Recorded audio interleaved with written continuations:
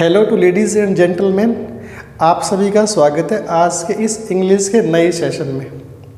मेरे प्यारे बच्चों, आज की ये जो हमारी क्लास है, हम इस क्लास में इंग्लिश के उन बेसिक बातों को समझने का प्रयास करेंगे, उन छोटी छोटी बातों को सीखने का प्रयास करेंगे जिसके बिहाफ पर हमें आगे चलकर बहुत कुछ सीखना है और बहुत कुछ आसान हमें बनाना है।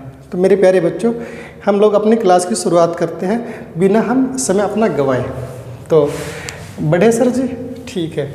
तो मेरे प्यारे बच्चों, आज हम इंग्लिश के बिल्कुल उन बेसिक्स की बात करेंगे जो हमारे एग्ज़ाम के पॉइंट ऑफ व्यू से, या फिर आप लोग ऐसे कह लीजिए, इंग्लिश को सीखने में बहुत इम्पोर्टेंट रोल प्ले करते हैं।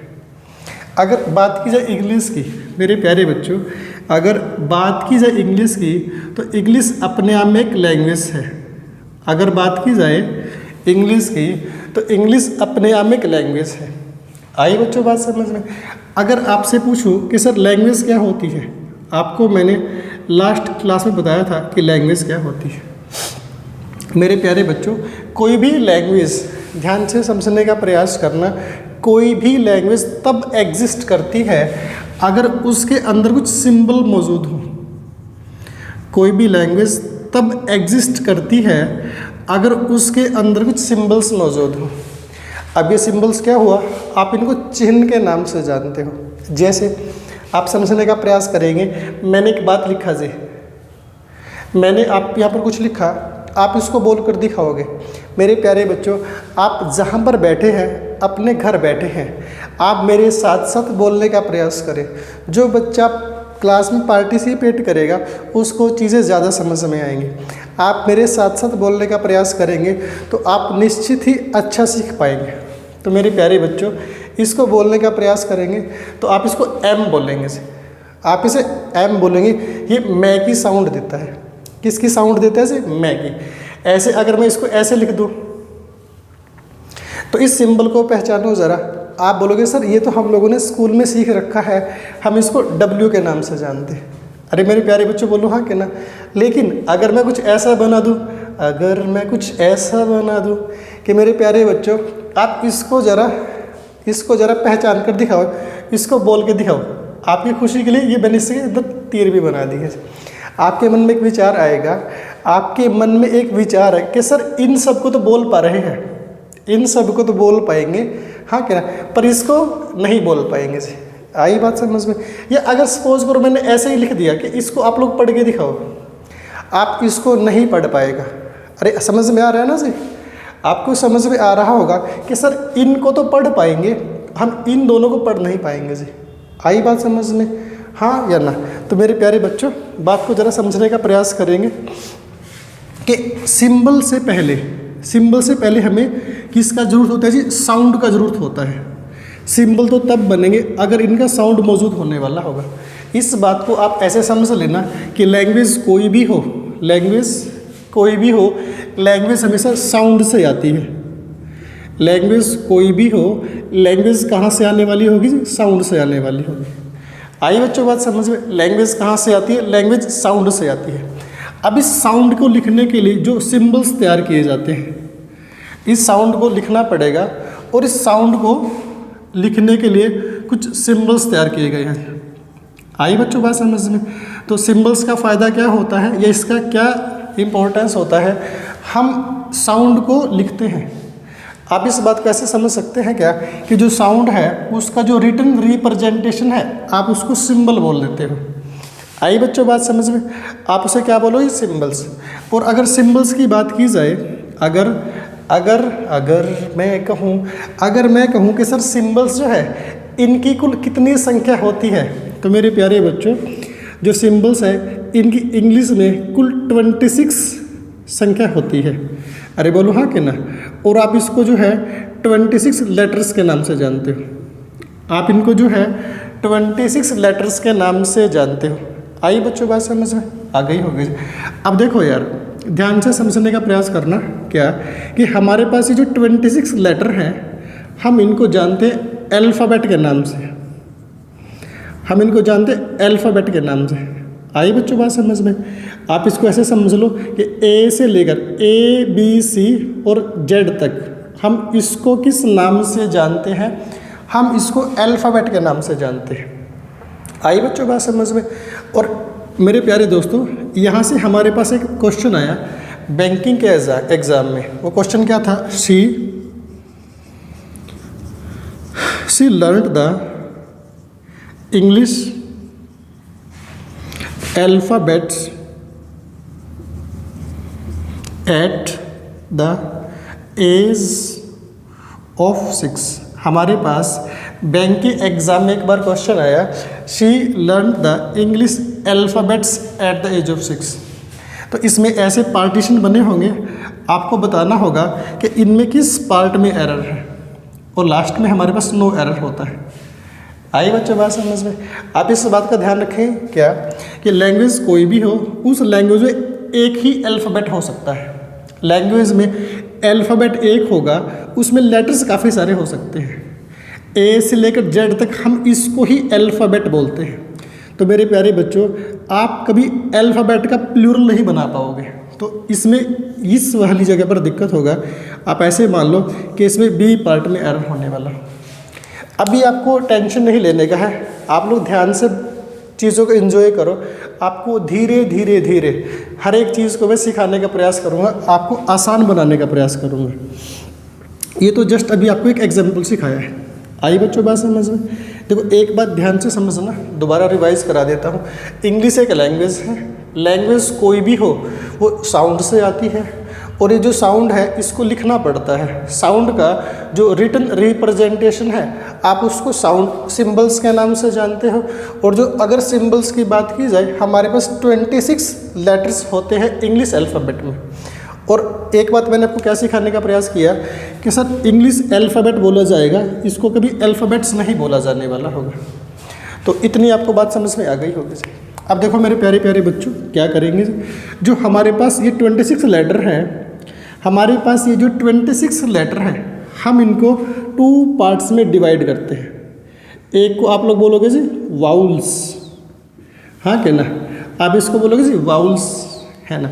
अगर वाउल्स की बात की जाए, ये कुल संख्या में 5 होते हैं, ये कुल संख्या में 5 होते हैं। अगर लिखने की बात आई तो A, E, I, O, U, ये हमारे पास वाउल्स होते हैं। आप इसको स्वरभास्कर के नाम से जानते हो, आप इसको स्वर के नाम से जानते हो। स्वरभास्कर नहीं भाई साहब, आप इसको स्वर के नाम से जानते हो। आया समझ में? अरे बोल तो दो यार, ये जो लोग जो है ना शांत बैठे बोल नहीं रहे हैं, लगता है पान परा खाते हैं। तो मेरे प्यारे बच्चों, वाउल्स हमारे पास कुल 5 होते हैं। आया समझ में? आएगा समझ में। दूसरी बात पर आते हैं। अगर बात की जाए कॉन्सोनेंट की, अगर बात की जाए कॉन्सोनेंट्स की, तो ये कुल संख्या में हमारे पास 21 हुए। अभी तो सिखाया मैंने कि हमारे पास 26 लेटर हैं, उनमें से अगर 5 हमारे पास वाउल्स हो गए तो हमारे पास कितने बचे जी? हमारे पास 21 कॉन्सोनेंट बचे। और अगर इसकी बात की जाए B, C, और इसमें से 5 को निकाल देना X, Y, Z, इसको आप लोग बोलते हैं कॉन्सोनेंट, या फिर आप इसको व्यंजन के नाम से जानते हैं। आप इसको व्यंजन के नाम से जानते हैं। आई मेरे प्यारे बच्चों बात समझ में? हाँ क्या ना। अब देखो यार, इस बात को मैं एक स्टेप और आगे लेकर जाने का प्रयास करूँगा, समझने का प्रयास करना। मेरे प्यारे बच्चों, मेरे प्यारे दोस्तों, मैंने एक वर्ड लिखा है जी HOT, हॉट। ठीक है जी बात। मैंने एक वर्ड और लिखा है जी डॉक्टर। मैंने एक वर्ड और लिखा है जैसे फ्लावर। मैंने आपके सामने 3 प्यारे प्यारे वर्ड लिखे हैं। आप एक बार इनको पढ़ के दिखाएं ज़रा। आप लोग जहाँ बैठे हैं वहीं से पढ़ने का प्रयास करेंगे। जो बच्चा पार्टिसिपेट करेगा ना आज, उसको है मैं एक यहाँ से वाईफाई चॉकलेट भेजने का प्रयास करूँगा। मेरे प्यारे बच्चों, पढ़ेंगे उसको जी हॉट। देखो आपने इसको पढ़ा हॉट, तो इसका साउंड आ का आया है, हॉट। अच्छा, जो बच्चे इसको हॉट पढ़ते हैं ना जी, हॉट है, उसको एक मुक्का लगेगा दबाकर, हॉट पढ़ रहे हैं, उसके हॉट ही टूट जाने वाले होंगे। हाई बात समझ में? तो उसको आप लोग हॉट बोलेगा, है ना, हॉट। बेब्स जो लोग सा हॉट। आई बात समझ में? अब देखो मेरे भाई, इसको बोलेंगे डॉक्टर, इसको बोलते हैं जी डॉक्टर, इसको बोलेंगे जी डॉक्टर। देखो ये पहला तो मेरे पास है ना आ की आवाज़ दे रहा है और ये ए की आवाज़ दे रहा है जी, डॉक्टर। आई बात समझ में? ऐसे अगर यहाँ पे बात किया जाए फ्लावर, इसका बोलेंगे जी फ्लोर, और यहाँ पे जो मेरे पास डबल ओ है ये ओ की आवाज़ दे रहे हैं, ये हमारे पास ओ की आवाज़ दे रहे हैं। तो आपको यहाँ से एक बात समझ में आ रही होगी, आपको यहाँ से एक बात तो समझ में आएगी कि सर हमारे पास वर्ड तो एक ही है। मेरे प्यारे बच्चों, हमारे पास वर्ड तो एक ही है पर इसका साउंड अलग अलग होता है, इसका साउंड अलग अलग होने वाला होगा। तो यहाँ से मैं आपको एक बात सिखाने का प्रयास करूँगा कि अगर मैं वाउल्स की बात करूँ, अगर मैं कहूँ कि पूरी कायनात में, अगर बात की जाए, देखो ज़्यादा इमोशनल मत होना, कूल रहो, आसानी से सीखने का प्रयास करो और लर्निंग को एंजॉयबल बनाने का प्रयास करो, चीज़ों को धीरे धीरे सीखने का प्रयास करो, चीज़ें आसान बनती चली जाएंगी। आपका जो कॉन्सेप्ट होगा इतना स्ट्रॉन्ग बना दूंगा कि आपको हर क्वेश्चन सिंपल लगेगा, आपको पढ़ाई से मोहब्बत हो जाएगी मेरे भाई। चलिएगा समझने का प्रयास करेंगे। अगर वाउल्स की बात की जाए, ये जो हमारे पास 5 वाउल हैं ये हमें 20 टाइप का साउंड प्रोड्यूस करते हैं, ये 20 टाइप का साउंड प्रोड्यूस करते हैं। और ऐसे ही अगर बात की जाए कॉन्सोनेंट की, ऐसे ही अगर बात की जाए कॉन्सोनेंट की, ये हमें 24 टाइप का साउंड प्रोड्यूस कराते हैं। अगर बात की जाए कॉन्सोनेंट्स की, ये हमें 24 टाइप का साउंड प्रोड्यूस करवाते हैं। जैसे सपोज करो मैं आपके सामने एक एग्जांपल लिख रहा हूँ, देखो अभी आपको बेहोश करता हूँ जैसे आप इसको पढ़ के दिखाओ ज़रा, आप इसको पढ़ कर दिखाओ, हाँ क्या ना, इसका साउंड। और एक हमारे पास और है,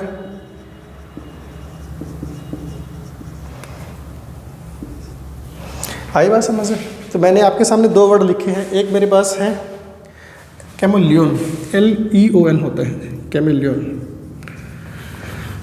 देखो यार आप इसको पढ़ोगे ना जी, तो आप इसको पढ़ोगे चैंपियन, ये चे की आवाज़ दे रहा है, किसकी आवाज़ दे रहा है जी? चे की। और इसको पढ़ो कैमेलियन, तो ये कै की आवाज़ दे रहा होगा। तो आया समझ में? क्या समझ में आपको आया होगा? आपको एक बात समझ में आई होगी कि सर हमारे पास ये जो 21 कॉन्सोनेंट्स हैं ये 24 टाइप का साउंड प्रोड्यूस करते हैं, और ये जो हमारे पास वाउल्स हैं, वाउल्स 5 ही होते हैं बट ये 20 टाइप का साउंड प्रोड्यूस करते हैं। आई बात समझ में? अरे समझ में आ रहा है कि नहीं समझ में आ रहा है मेरे पंटर लोग?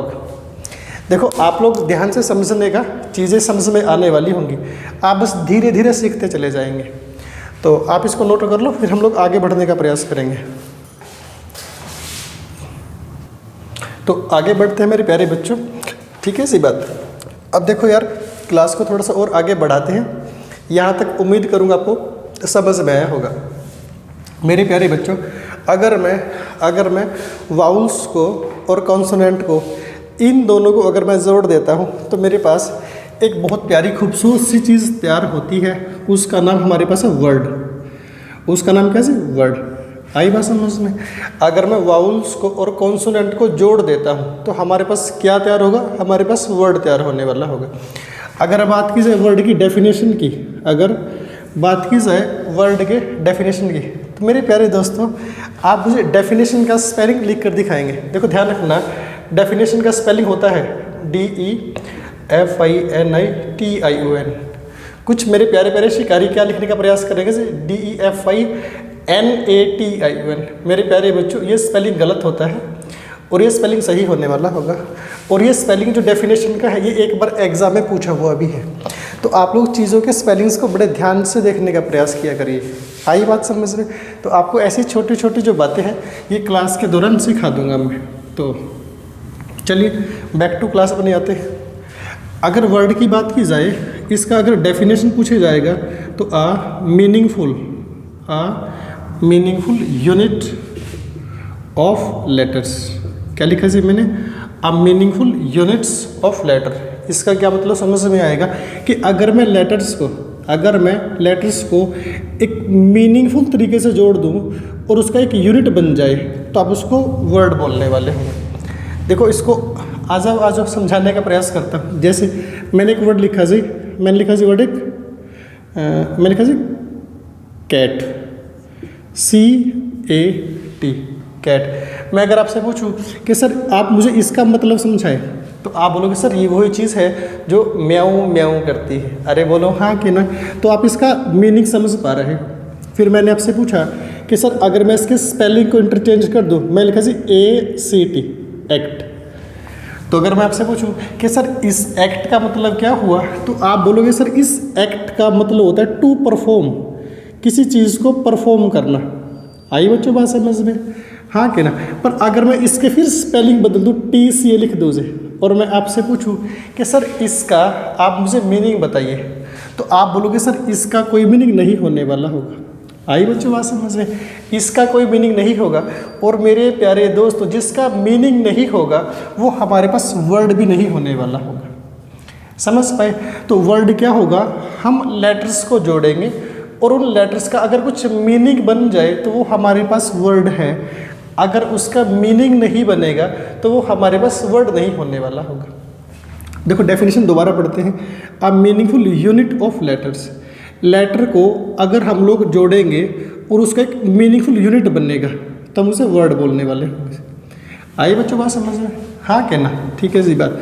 अब देखो यार, अगर मैं इस यूनिट को समझने का प्रयास करूं, अगर मैं इस यूनिट को समझने का प्रयास करूं, तो आप इस यूनिट को जानते हो किस नाम से, पार्ट्स ऑफ स्पीच के नाम से जानते हो। आई बच्चों बात समझ में। अगर मैं इस यूनिट को ढंग से समझने का प्रयास करूं, अगर मैं इस यूनिट को ढंग से समझने का प्रयास करूं, तो आप इसको बोलोगे जी पार्ट्स ऑफ स्पीच। आप इसको बोलोगे जी पार्ट्स ऑफ स्पीच। मेरे प्यारे दोस्तों, अगर मैं आपसे एक बात पूछूं, अगर मैं आपसे एक बात पूछूं कि आप मुझे पार्ट्स ऑफ स्पीच की संख्या बताएं, आप मुझे पार्ट्स ऑफ स्पीच की संख्या बताएं, तो आप मुझे बोलोगे सर हमारे पास कुल जो पार्ट्स ऑफ स्पीच हैं, जो हमारे पास पार्ट्स ऑफ स्पीच है, ये कुल संख्या में हमारे पास 8 होते हैं। मेरे प्यारे बच्चों, जो हमारे पास पार्ट ऑफ स्पीच है, ये कुल संख्या में हमारे पास 8 होते हैं। अब 8 कौन कौन से हैं जी, मैं एक बार नाम लिख देता हूँ जी। एक हमारे पास होगा जी नाउन, एक हमारे पास है नाउन, दूसरा हमारे पास होगा जी प्रोनाउन, हाँ क्या ना। एक हमारे पास है नाउन, दूसरा हमारे पास होगा जी प्रोनाउन, तीसरा हमारे पास एडजेक्टिव होता है, तीसरा हमारे पास एडजेक्टिव होता है। मेरे प्यारे दोस्तों, ये जो डी है ये बोला नहीं जाता। ए और जे के बीच में डी कभी बोला नहीं जाता है, हमेशा साइलेंट रहने वाला होगा। ऐसे अगर बात की जाए, हमारे पास एक हमारे पास वर्ब होता है, इसमें जो आर है बोला नहीं जाने वाला होगा से। आई बात समझ में, ठीक है। नंबर 5 की बात की जाए, हमारे पास होता है जी एडवर्ब, इसमें आर नहीं बोला जाएगा जी। समझ पा रहे हो जी।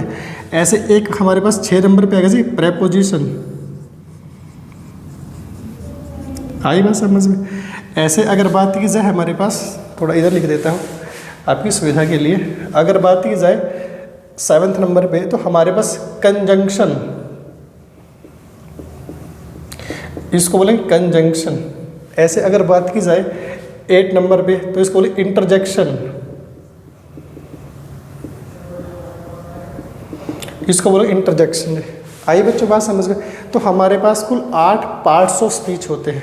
देखो अभी मैं इससे अगला टॉपिक टेंस स्टार्ट करूँगा, पर टेंस को स्टार्ट करने से पहले आपको मैं इन छोटे छोटे जो हमारे पास पार्ट्स ऑफ स्पीच हैं, इनको डिटेल में तो पढ़ेंगे ही हम लोग से अपनी क्लास में, पर मैं इनके बारे में आपको हल्का सा एक बिल्कुल छोटा 2-2 ग्राम का इंट्रोडक्शन देने का प्रयास करता हूँ, ताकि आपको इनके बारे में हल्का सा जानकारी हो जाए। आई बच्चों बात समझ में। हाँ, जैसे नाउन क्या होता है भाई, नाउन हमारे पास एक नेमिंग वर्ड है, नाउन हमारे पास एक नेमिंग वर्ड है। आप किसी चीज़ का कोई नाम रख दो, उसको नाउन बोल देंगे। देखो नाउन का डेफिनेशन तो कुछ और होता है, वो हम सीखेंगे डिटेल में हमारी क्लास में, जब मैं आपके साथ नाउन को डिस्कस करूँगा। आप इतना समझ लो फिलहाल के लिए कि नाउन हमारे पास एक नेमिंग वर्ड है। आप किसी का कोई नाम रख दो, आप किसी का कोई नाम रख दो, उसको नाउन बोलेंगे। जैसे मैं एक सेंटेंस लिख रहा हूँ, राहुल केम यस्टरडे। मैंने एक सेंटेंस लिखा, राहुल केम यस्टरडे। तो ये इसमें जो राहुल होगा ना, आप इसको नाउन के नाम से जानेंगे। आपने पढ़ा भी होगा, किसी वस्तु स्थान व्यक्ति के नाम को संज्ञा बोलते हैं, बोलो स्वाहा। अरे हाँ कहना। तो मेरे प्यारे बच्चों, इस बात को ध्यान से समझना कि आप किसी का नाम रख दो, आप उसको नाउन बोल रहे होंगे जी। आई बात समझ में? ठीक है जी। ये बिल्कुल एक सस्ती सी डेफिनेशन है नाउन की। जब हम नाउन को अपनी क्लास में डिटेल में पढ़ेंगे, हाँ क्या ना, तो उसमें हम लोग बहुत डिटेल में जानेंगे कि नाउन होता क्या है। दूसरी बात, एक ऐसा वर्ड जो नाउन को रिप्लेस करेगा, जो नाउन को रिप्लेस करेगा, जो नाउन को रिप्लेस करेगा, रिप्लेसेस किसको जी? नाउन को। और ध्यान रखना, एक ऐसा वर्ड जो नाउन को रिप्लेस करेगा, आप उसको प्रोनाउन के नाम से जानते हैं। आप उसको प्रोनाउन के नाम से जानते हैं। एक ऐसा वर्ड होगा जो नाउन को रिप्लेस करेगा। जैसे मैंने बोला राहुल की जगह he was happy, he was happy, तो हम लोगों ने ही जो है वो राहुल के स्थान पर रिप्लेस कर दिया, तो आप इसको प्रोनाउन के नाम से जानोगे। अरे समझ में आ रहा है हमारे पंटर लोग? ठीक है सी बात। देखो प्यारे दोस्तों, ध्यान से समझते जाना, चीज़ें धीरे धीरे समझ में आने लगेंगी। बिल्कुल बेसिक तरीके से सिखाने का प्रयास करूँगा, और इन बेसिक तरीकों को, और अगर आपका बेसिक्स मजबूत हो जाता है तो इसके बाद आप लोग बड़े बड़े लेवल के जब क्वेश्चन सोल्व करेंगे, एरर को सोल्व करेंगे, तो आपको बड़ा मज़ा आने लगेगा। एडजेक्टिव की क्या बात होगी भाई साहब? देखो यार, एडजेक्टिव ही वो शैतान है, एडजेक्टिव वो शैतान है जो नाउन को और प्रोनाउन को क्वालिफाई करेगा, यानी कि क्वालिफाइज नाउन, और अगर नाउन को क्वालिफाई कर रहा है फिर यह प्रोनाउन को भी क्वालिफाई करेगा। आई बात समझ में? हाँ कि ना। अब देखो यार, क्वालिफाइज का मीनिंग क्या होता है? क्वालिफाइज का मीनिंग होता है to add on, to add on. It means कि कुछ ना कुछ ऐड करना नाउन है प्रोनाउन में। जैसे मैंने एक बात बोला, ही वॉज हैप्पी, अरे वह कैसा है? हैप्पी है। आई बात समझ में? तो ये हमारे पास क्या होगा जी? एडजेक्टिव होने वाला होगा। ये बात आपको समझ में आ गई सर? ठीक है। नेक्स्ट हमारे पास है वर्ब। नेक्स्ट हमारे पास है वर्ब। देखो वर्ब क्या होता है सर जी? वर्ब हमें या तो एक्शन बताता है, वर्ब हमें या तो एक्शन बताता है, या यह हमें स्टेट को बताने का प्रयास करता है। आई बच्चों बात समझ में? हाँ कि ना। देखो यार, Rahul came yesterday, sir Rahul came yesterday, यहाँ पे जो मेरे पास केम होगा ना, ये एक्शन की बात कर रहा है, बट ही वॉज हैप्पी ये उसका स्टेट बता रहा है। आई बच्चों बात समझ में? अरे राहुल यस्टरडे या केम यस्टरडे, तो यहाँ पे हमारे पास ये वर्ब कौन सी हो गई जी? एक्शन वर्ब हो गई। मैंने इसको ए भी लिख दिया, एक्शन वर्ब जी। और ये हमारे पास कैसे हुई जी? स्टेट बता रही, ऐसे भी लिख दिया, स्टेट बताने वाली वर्ब। समझ में आ रहा होगा आप लोगों को। हालांकि तो हम लोग वर्ब वाले चैप्टर को बड़ी डिटेल से पढ़ेंगे, वहाँ आपको ज़्यादा क्लियर हो जाएगा, पर फिर भी आपको मैं हल्का सा इंट्रोडक्शन देता हूँ उन सब के बारे में, ताकि आपको चीज़ें धीरे धीरे समझ में आने लगेंगे जी। आई बच्चों बात समझ में आनी चाहिए। अब देखो यार, एडवर्ब क्या होने वाला होगा? एडवर्ब जो है ये वर्ब को क्वालिफाई करता है। हाँ क्या ना, इसको लिखेंगे जी qualify a verb, qualifies a verb. ये वर्ब को क्वालिफाई करने का प्रयास करता है। आई बच्चों बात समझ में? हाँ कि ना है। ऐसे हमारे पास प्रेपोजिशन, ऐसे ही हमारे पास है जी प्रेपोजिशन। अब प्रेपोजिशन क्या होने वाला होगा भाई? देखो ध्यान रखना, जो प्रेपोजिशन है ना, ये हमारे पास एक रिलेटिंग वर्ड है। प्रेपोजिशन हमारे पास एक रिलेटिंग वर्ड है। अब देखो यार, रिलेटिंग वर्ड को कैसे समझेंगे जी? आपके सामने मैं एक सिचुएशन क्रिएट करता हूँ, पहले तो इसको ही मिटा देते हैं, राहुल को मिटा देते हैं। इसको वैसे भी दुनिया मिटाने पर ही लग रही है, समझ रहे होंगे आप लोग। मान लो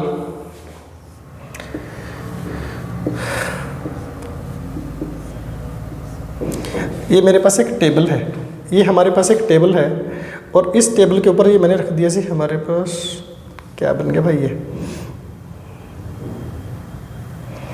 बन के नहीं मानेगा क्या भाई? ठीक है जी बात। ये मैंने सर जी जो है इसके ऊपर जो है एक शूज सा बना दिया। हाँ क्या ना, तो क्या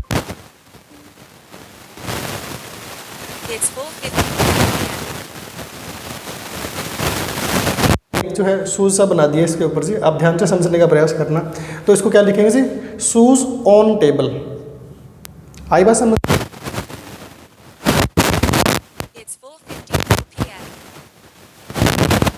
से जानते हैं, ये बात समझ में? अब देखो यार, अगर कंजंक्शन की है, इसको देखो कंजंक्शन बोलते हैं। एक बार बोल के दिखाओ ज़रा, कंजंक्शन। कुछ लोग इसको कंजक्शन बोलते हैं, कंजक्शन नहीं, कंजंक्शन।